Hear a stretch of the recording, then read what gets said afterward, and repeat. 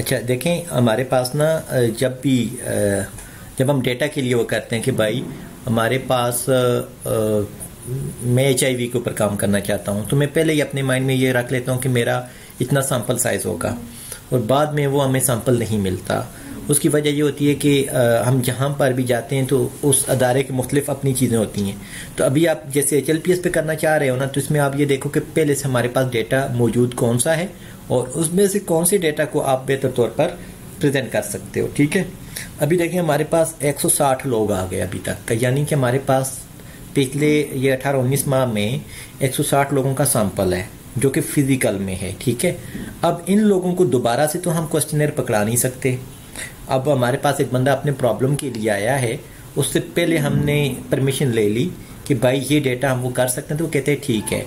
तो अब उस टीम का आप हिस्सा हो, आप मैनेज कर रहे हो रोजाना की बुनियादों पर। ठीक है, तो अब आप ये देखें कि जब हमने यहाँ पर देख लिया तो हमारे पास ना हमने ये देखा कि हमारे पास जो पेशेंट्स आ रहे हैं उनके अंदर प्रॉब्लम्स क्या क्या आ रहे हैं। तो हमारे पास एक प्रॉब्लम आ रही थी HIV, एड्स और हेपेटाइटिस के पेशेंट। ठीक है, वो हमने देख लिया कि इनको हम एक्सप्लोर करते हैं कि ये क्या कितनी रेशो बन रही है अभी तक की, या उनके साथ बाकी प्रॉब्लम्स क्या हो सकते हैं। फिर हमने relationship between substance use disorder and cognitive impairment हमने कर लिया, इसके ऊपर भी हमने एक शॉर्ट से स्टडी कर ली। ठीक है, अब क्योंकि हमारे पास कॉग्निटिव इम्पेयरमेंट और एडिक्शन का एक बहुत ज़्यादा फैक्टर आ रहा था, यानी कि अगेन हमारे पास 160 लोगों का सैंपल आ गया। Risk of self harm and suicide associated with drug use disorder. तो अब आप ये देखें कि फैमिली ने जब हमारे साथ रब्ता किया, बात करते करते फैमिली ने बता दिया जी कि हमारे बच्चे ने खुदकुशी कर ली है। ठीक है, तो इसका मतलब ये है कि ये सेल्फ हार्म और सुसाइड भी एक वो चीज़ है। तो इसको हमने एक और टॉपिक बनते जा रहे हैं जो जो आप उन चीज़ों को फेस करते हो। ठीक है, टॉपिक पहले से नहीं बन पा रहा होता, मुश्किल होता है थोड़ा सा। फिर इसी तरह से explore the effects of the substance abuse and intimate relationships.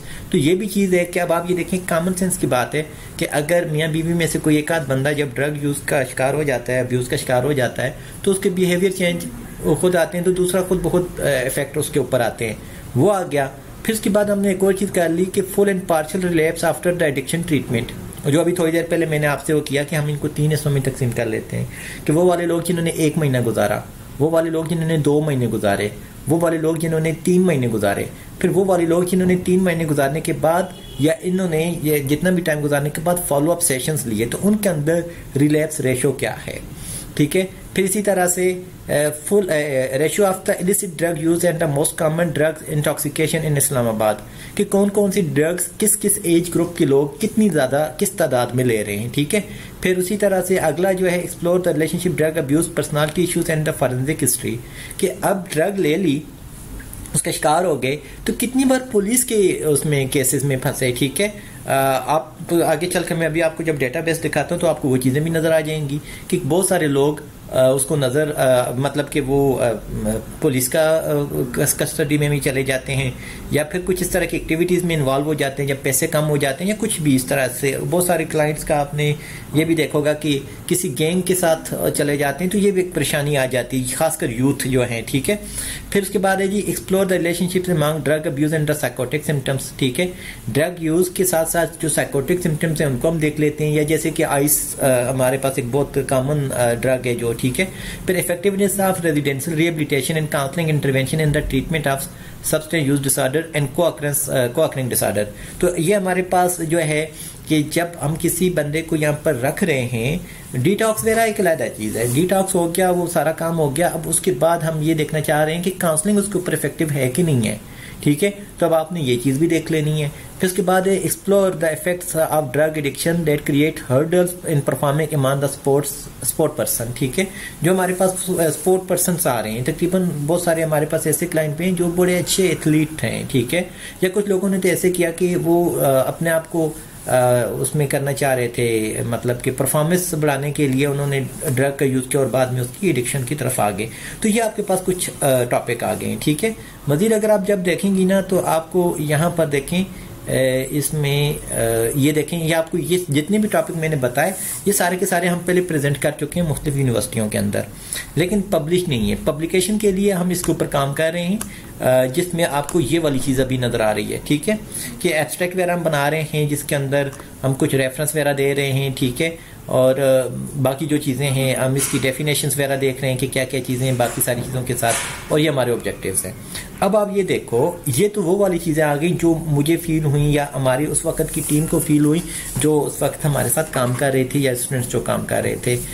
अब आप यहाँ पर मजीद आकर इसमें से ये भी देख सकते हो कि टबैको यूज, स्मोकिंग जो लोग कर रहे हैं, फिर नस्वार डाल रहे हैं, अपॉइड डाल रहे हैं, कैनबिस, एम्फेटामीन, इनहेलेंट, जो भी ड्रग यूज कर रहे हैं, एडिक्शन जो भी है, इन 160 लोगों में से आप ये देखें कि कितने लोग कौन सी ड्रग यूज कर रहे थे, ठीक है, और इनमें से कौन सी ऐसी ड्रग है जिसको यूज करने से इंसान की सोशल प्रॉब्लम ज्यादा हो रहे हैं, किसके मेडिकल प्रॉब्लम ज्यादा हो रहे हैं, किसकी उसकी पर्सनल प्रॉब्लम ज्यादा हो रहे हैं, किससे उसकी जान जा सकती है, ठीक है, किससे वो पुलिस में ज्यादा फंस रहा है, ठीक है। इसी तरह से जी ऑब्जेक्टिव्स में आ जाएगा, आप ये देख सकते हो। फिर अगेन आप इनिशियल मेंटल हेल्थ में ये देखें कि क्या कोई पर्सनालिटी डिसऑर्डर है कि नहीं है। अमूमन देख लें हमारे पास पर्सनालिटी डिसऑर्डर्स के साथ ज्यादा लोग आ रहे हैं, क्योंकि लंबा अरसा रह रहे हैं आपके सामने, तो आपको एक ज्यादा डिटेल में उनकी चीजें नजर आ रही हैं कि भाई इसको ज्यादा वक्त यहाँ पर है, ठीक है। डिप्रेशन, एंजाइटी, ये जो मेजॉरिटी चीजें हैं। फिर उसके बाद HIV, हेपेटाइटिस C, लंग्स और कार्डियोवैस्कुलर, ये मेडिकल कोमोर्बिडिटीज जो हैं ये बहुत कॉमन थी, तो इनको भी हमने वो कर लिया। फिर उसके बाद सुसाइडल टेंडेंसीज को अगर आप देखेंगी तो आपको उसमें भी वो नजर आ जाएगा कि ये कितनी उसमें आ रही हैं, ठीक है। फिर उसके बाद सुसाइडल अटेंशंस के साथ जो ये देखें, सुसाइडल अटेम्प्ट है, सुसाइडल हार्म्स हैं, ठीक है, और ये सारी जो है आपको यहाँ पर नजर आ रहे हैं कि कितने क्लाइंट्स के अंदर जो जो चीजें आई हैं। फॉरेंसिक हिस्ट्री में कि कितने क्लाइंट्स ने कितने ईयर उसमें गुजारे जेल में, ठीक है, या कितने दिन गुजारे, उसमें उनका केस कौन सा था, किस केस में वो गए हैं, एडिक्शन की वजह से उनके हाथों कोई जुर्म हो गया, या एडिक्शन कर रहे थे उस टाइम वो चले गए, ठीक है, या फिर वो सेल एंड परचेज कर रहे थे उस टाइम पकड़े गए, जिस तरह का भी है। लेकिन हमने ये देखना है कि उन्होंने कितने इसके साथ एसोसिएटेड जो चीजें हैं, ठीक है। और फिर साथ में ये भी है कि हमारे पास पर्सनालिटी, क्योंकि हमने ऑलरेडी उसको चेकलिस्ट वो कर ली हुई होती है, तो अगेन आपको वो चीजें आ गई। फिर उसके बाद इंटीमेट रिलेशनशिप जो है ना, मियाँ बीवी के ताल्लुकात, आप वो चीज भी देख सकते हो कि कितने लोगों का ड्रग एडिक्शन की वजह से रिश्ते टूट के, कितने लोगों की वजह से ड्रग एडिक्शन की वजह से डाइवोर्स हो गई, कितने लोगों की ड्रग एडिक्शन की वजह से सेपरेशन हो गई, कितने लोगों उसकी वजह से उनकी जॉब चली गई, ठीक है। फिर कितने लोगों को, आप इसमें एक और चीज ये देख लो कि कितने लोगों के अभी भी स्पाउस जो हैं वो जो हैं आपके साथ मतलब कि सपोर्टिव हैं, ठीक है। फिर उसके बाद आप फाइनल डायग्नोसिस आप देख लेते हो, ठीक है, कि उनके क्या क्या आ रहे हैं। किसी का PTS आ रहा है, तो अब PTS के साथ साथ अगर आप देखें पोस्ट ट्रॉमेटिक सिम्टम्स हैं, ठीक है, तो आपको ये होगा कि अच्छा ठीक है, इसको ये प्रॉब्लम आई थी। जरूरी नहीं है कि ये सारे के सारे एडिक्शन के हैं, बाकी चीजें भी हैं, ठीक है, सुसाइडल थॉट्स भी हैं, अटेम्प्ट्स भी हैं, पर्सनालिटी डिसऑर्डर्स हैं, मेजर डिप्रेशन है, ठीक है, कितने आपको आ रहे हैं, ठीक है, ये आपको सारे प्रॉब्लम्स आ रहे हैं, ठीक है, वी कोड है, फैमिली कॉन्फ्लिक्ट्स हैं, ठीक है, कोई सा भी आप इनमें से उठा सकते हो, ठीक है, कोई सा भी आपके पास डेटा बन सकता है। देखिए चाइल्ड सेक्सुअल अब्यूज भी आ रहा है, ठीक है, कि कितने लोगों को चाइल्ड सेक्सुअल अब्यूज था, तो फर्दर आगे चल के वो क्या क्या है, आपको सारी की सारी चीजें यहाँ पर मिल रही हैं। आगे आपने इनको असेस कैसे किया, ये आपको बासानी जो है ना इजीली आपको ये देखें, हमने case history form, psychiatric profiling, medical profiling, mental health status examination, mini mental status examination है, HTP है, डास है, डास्ट असिस्ट, ASI पेरेंटिंग, फिर BAI, BDI, बिग 5, जेनिया रेटिंग स्केल, RISP, ये जितने भी हैं आप सारे के सारे खुद आप यूज कर रहे हो इसके ऊपर, ठीक है। अच्छा, फिर आगे फॉलोअप का सिस्टम आ जाता है कि टेस्टिंग कौन सी की। फिर आगे आप मेडिकल टेस्टिंग है, वो इलादा एक चीज़ है कि आपने अगर किसी को हेपेटाइटिस C का कह रहे हैं तो किस बेस पे आप कह रहे हैं। अगेन आप नीचे आते हो, ठीक है, तो इनमें से आपके पास यहाँ पर ना, यहाँ पर आ गया कि टोटल नंबर ऑफ इंटरेक्शंस कितनी है आपकी स्टाफ की आपके पेशेंट्स के साथ, ठीक है। फिर उसके बाद नंबर ऑफ रिलैप्स कितने हैं, ठीक है, और ये 25 में से कितने लोगों ने लिया हुआ था ट्रीटमेंट 3 मंथ्स का, 1 मंथ्स का, 2 मंथ्स का फॉलोअप्स, और फुली हैं, पार्शियल हैं, जो भी है, ठीक है। फिर उसके बाद यहाँ पर आप आ जाओगे सुसाइडल अटेम्प्ट कितने हैं। तो अब इसमें आपके पास ना कोई ऐसी गुंजाइश बनती नहीं है कि जिसका मैं आपको ये कह दूं कि देखें कैनाबिस की 70 हैं, ऑपियोइड की 30 है, ये यूं ही हम मजीद इसको फार्मूला की एंट्री करेंगे बाकी पेशेंट्स की, तो वो भी आ जाएंगे जितने भी 160 में से जो भी आया हुआ है। तो अब हम इसमें से ये नहीं कह सकता मैं आपको कि भाई आप कितना सैंपल रखो, यानी कि 2 सालों में हमारे पास ये रिपोर्ट हुए हैं। अब अगर हम ये कहते हैं कि भाई डिप्रेशन लीड कर सकता है सुसाइड को, तो अब आपके पास ऑलरेडी ये चीज़ है। अब आप अपने सुपरवाइजर को ना इसमें से एक फाइनल टॉपिक निकालें और जाकर उनको बताएं कि मैम ये जो हमारे पास है क्या नाम है, यस सर, ये हमारे पास ऑलरेडी डेटा मौजूद है और स्टिल मैं इस टीम का हिस्सा हूँ, ठीक है, और ये हमारे पास पहले से है, और अब यहाँ तक पहले के साइकोलॉजिस्ट ने काम किया हुआ था इन पेशेंट्स के साथ। फॉर एग्जांपल आप 5 फरवरी से हो, ठीक है, 5 फरवरी के बाद आगे मैं फलां मई तक, जून तक, जब तक पीओ मैं इनके साथ ये काम कर रही हूँ, इस दौरान जितने भी पेशेंट्स आएंगे, एक तो ये कि उनके ऊपर मैं ये स्टडी करना चाह रही हूँ। एक और चीज़ ये है कि जो पहले से क्लाइंट हैं उनका भी डेटा मिलाकर ओवरऑल मैं इसके ऊपर एक रिपोर्ट बनाना चाह रही हूँ, जो कि मेरी थीसिस का हिस्सा होगी। तो आपको बोलेंगे ठीक है, और इसमें ये होगा कि आपका जो, क्योंकि मल्टीपल फेज है ना यहाँ पर, कि आपको अगर कोई क्लाइंट है, यहाँ पर एक और चीज़ है असिस्टेंट ASI है, या और क्या नाम है, डास्ट है, ठीक है, एडिक्शन वाले अगर आप उसमें उसकी दिलचस्पी है वो आ गया, शिज़ोफ्रेनिया का आ गया, ठीक है, फिर उसके बाद आपको मेडिकल इश्यूज़ के साथ उनका आप देखना चाह रही हैं तो वो भी हो सकता है। फिर पेशेंट के फॉलोअप के दौरान हमें इस चीज़ में पता चल जाता है कि अभी उनकी ज़िंदगी के हालात क्या चल रहे हैं, ठीक है, अभी कोई प्रॉब्लम तो उनको नहीं आ गई, रिलैप्स हुए हैं तो फिर क्या क्या प्रॉब्लम्स आ चुकी हैं, तो ये आपके पास बहुत सारी चीज़ें आ चुकी हैं। बजाय इसके कि हम पहले से उनको बताएं कि हम 300 का डेटा लेंगे, 400 का डेटा लेंगे, ठीक है, आप उनको या ऐसा भी कर सकते हो कि 3-4 पेशेंट की केस स्टडी की सूरत में भी आप लेके चल सकते हो, तो वो आपको बड़ा फ़ायदा होगा, ठीक है। तो बजाय इसके कि मैं आपको ये बोलूँ कि जैसे कि अभी कुछ अर्सा पहले एक और स्टूडेंट थी, उन्होंने कितना लिखा हुआ था कि 100 एडिक्शन क्लाइंट्स जो हैं, फीमेल एडिक्शन क्लाइंट्स जो हैं, और उनका हमने डेटा लेना है। तो अब उसमें ये था कि हमारे लिए ये चैलेंज हो जाता है कि भाई हम क्लाइंट को दोबारा अप्रोच नहीं कर सकते। आपके पास एक बंदा आया है, लेकिन आपके पास वो आया है, उस टाइम उसने आपको कंसेंट दे दिया कि ठीक है, मेरा अपना नाम नहीं बताना, अब इसमें कहीं भी कोई नाम नज़र नहीं आ रहा, आपने नाम नहीं बताना, मेरी लोकेशन नहीं बतानी, मेरी कोई और चीज़ नहीं बतानी, तो चलो ठीक है, पब्लिक के लिए आप ये कर सकते हो। जैसे कि हम ये पब्लिक की वेलफेयर के लिए है कि भाई अगर एक बंदा एक लंबे अरसे तक अगर एम्फेटामिन यूज़ कर रहा है तो उसके अंदर साइकोटिक फीचर्स आ सकते हैं। साइकोटिक फीचर्स इस तरह से होंगे जो कि रिजेंबल्ड होंगे शिज़ोफ्रेनिया के साथ, और फिर ऐसे में ये होता है कि वो OPD में ट्रीटमेंट लेना शुरू कर देते हैं। तो ऐसे में क्या उनका वो ट्रीटमेंट हो पाता है कि नहीं हो पाता, ठीक है। दूसरी बात ये है कि हम शिज़ोफ्रेनिया, क्योंकि अमूमन डॉक्टर्स को शिज़ोफ्रेनिया का बताते हैं, ठीक है, तो सम टाइम ऐसे होता है कि पेशेंट को शिज़ोफ्रेनिया ही डायग्नोज हो चुका है, ठीक है, और उसके बाद जो है वो किस हद तक मतलब परेशानियां का सामना कर सकता है। क्या उसको सुसाइडल थॉट्स आती हैं, सुसाइडल अटेम्प्ट हुए हैं, नहीं हुए हैं, उसकी इंसाइट क्या थी, डायग्नोसिस आपको बता रहे हैं रोजाना की बुनियाद पर।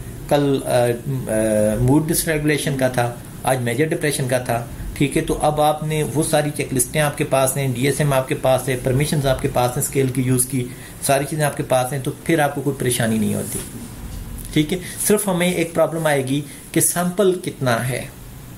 सैंपल अगर हम ये कहते हैं कि भाई हाँ, कुछ क्लिनिक्स पर ऐसा भी होता है ना, अगर 200 लोग हैं वहाँ पर, लेकिन वहाँ पर पॉसिबिलिटी ये नहीं हो पाएगी कि आप सबके ऊपर ये सारी की सारी चेकलिस्ट या स्केल्स यूज़ कर पाओ, सबके सब का आपके पास लेबॉर्ट्री फाइंडिंग्स हों, सबके सब की आपके पास जो रेफरल आप कर रहे हो उसकी फाइंडिंग्स आपके पास हों। अब जैसे हमारे पास हेपेटाइटिस C के जो पेशेंट्स हैं, तो अब आप ये देखें कि हमने जब इनको देखा तो हमें एक परेशानी आई कि अब हम इनका ट्रीटमेंट कहाँ पर करवाएं। जब ट्रीटमेंट हमने शुरू करवा दिया तो हमें एक और परेशानी ये हुई कि ये बहुत ज़्यादा कॉस्टली है। आपने उनकी वो करवाने हैं ना, बाकी टेस्ट वगैरह करवाने हैं, फिर उसके बाद कुछ मेडिसिन है कोई 10,000 की मिल रही है पूरे एक मंथ की, तो अब एक बंदा उसको अफोर्ड नहीं कर सकता। तो फिर आपने एक और चीज़ करनी है कि यहाँ पर फिर आप उसको मजीद अदारों को विजिट करके उनकी मैपिंग करके वो अपनी थीसिस में लगा दो। ये वो अदारा भी खुश होगा, आपका काम भी बहुत अच्छा हो जाएगा कि भाई अच्छा इन्होंने ये काम किया है। HIV के ऊपर आप काम करेंगी तो आपको वो तमाम अदारे सामने नजर आ जाएंगे जो HIV के ऊपर काम कर रहे हैं, ठीक है। आप साथ में सुसाइड के ऊपर काम कर रही हैं तो आपको सुसाइड के ऊपर भी बहुत सारे अदारे मिल जाएंगे जो उसके ऊपर काम कर रहे हैं। कुछ डेटा आपको यहाँ से मिल जाएगा, कुछ डेटा आपको वहाँ से मिल जाएगा, ठीक है। और अगर वहाँ से डेटा नहीं मिलता, यहाँ पर आपके क्लाइंट के साथ 100% इंटरेक्शंस है, आप उसके साथ वो सारी चीज़ें कर सकते हो, उन सारी चीज़ों को जो कि एक वो है, ठीक है। अगेन आप इसमें देख लें, हम अगर वो देख लें तो देखें टोटल जो है ना हमारे पास 22 ईयर्स जो है ना लोगों ने गुजार दिए उसमें, मतलब जेल के अंदर, ठीक है। अब उसकी वजह क्या है, जो कि एडिक्शन और उसके साथ मिलते जुलते आप UNODC United nation drug prevention है या जो भी उसका एंड क्राइम जो है ना, ड्रग एंड क्राइम जो है उसके साथ उन्होंने रखा हुआ होता है। तो बहुत सारे क्लाइंट्स आपको ऐसा मिलेंगे कि हाँ जी हमारे साथ ये प्रॉब्लम आई है कि जब पैसे नहीं थे तो हमने इस तरह से अटेम्प्ट किया, जिसकी वजह से हम पकड़े गए और हम पुलिस के पास चले गए। या समटाइम ऐसे होगा कि जी हम कहीं पे सफ़र कर रहे थे तो मेरी जेब से ये चीज़ निकली, क्योंकि ये इलीगल है तो इसलिए मुझे फिर जेल हो गई या मुझे ये चीज़ें हो गई। तो वो फिर आगे उसका आप एक और काम भी कर सकते हो, लीगल वे में भी उसको लेके चल सकते हो। या अगर कितने साल हैं, 22 साल है ना, तो 22 सालों में इनके ऊपर कौन से केसेस चले, तो ऑटोमेटिकली आपको ये चीज़ भी पता चल जाएगी कि अच्छा साइकोलॉजी का और लॉ का आपस में कितना गहरा ताल्लुक है, ठीक है। तो ये डिफरेंट चीज़ें हैं।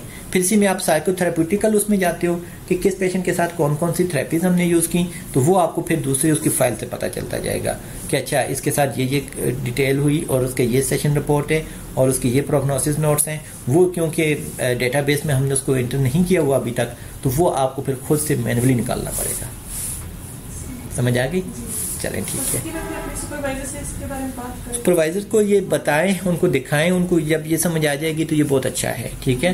क्योंकि ये हमारे पास सेकेंडरी डेटा बन रहा है, प्राइमरी डेटा लेने से वो हमारे पास बहुत ज़्यादा फ्लॉज आ जाते हैं, टाइम टेकन है, पैसा खर्च होता है, फिर लोग हमें डेटा नहीं दे पाते। समटाइम एक एक बंदे से पूरा पूरा दिन आपने इंटरव्यू करना है, 200 लोग हैं तो इसका मतलब ये कि 200 डेज तो आपको चाहिए ही चाहिए। तो बजाय इसके कि हम कोई फेक डेटा एंट्री करें या वैसे ही फर्जी डेटा एंटर कर दें, तो उससे बेहतर ये नहीं है कि हम एक एक पॉइंट का डेटा जो हमारे पास मौजूद है उसको और आगे फ्यूचर में अगले 2-3 माह में जो हमारे पास आने वाला है उसको हम इस तरह से काम करें कि हमारे लिए बेहतरी हो और फिर हमारे पास एक क्लियर पिक्चर आएगी और हमें ग्राउंड रियलिटीज़ का पता चलेगा कि क्या कहाँ पर क्या हो रहा है। यानी कि एकेडमिक और फील्ड वर्क जो है दोनों एक साथ में आ जाएंगे। ये चीज़ है। Thank you sir. वेलकम।